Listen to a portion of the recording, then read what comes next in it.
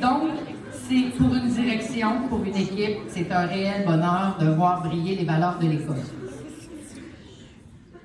Cette journée-là, je vous la souhaite à la hauteur, bien sûr, de vos attentes de réussite et de belles réflexions. Puis en ce qui me concerne, je terminerai en vous disant, pas nécessairement un jeu de mots, mais ça fait comme ça, mais il est vraiment temps, et grand temps, de prendre le temps de réfléchir sur le temps. Alors, bonne réflexion.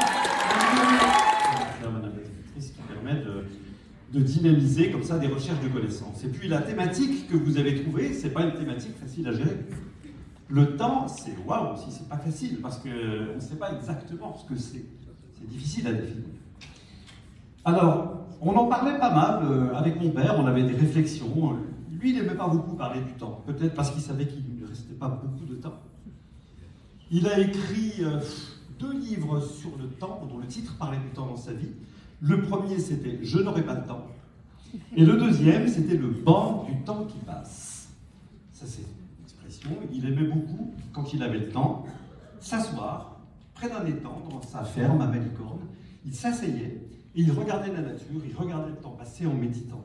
Et puis, il prenait des petits textes qu'il écrivait comme ça. Il en a fait un livre. Un livre que vous pourrez lire, si ce n'est pas déjà fait, mais qui est très intéressant, parce qu'il y a beaucoup de réflexions qui ne sont pas forcément astronomiques, mais qui peuvent parler de la vie après la vie, de la science, de la nature.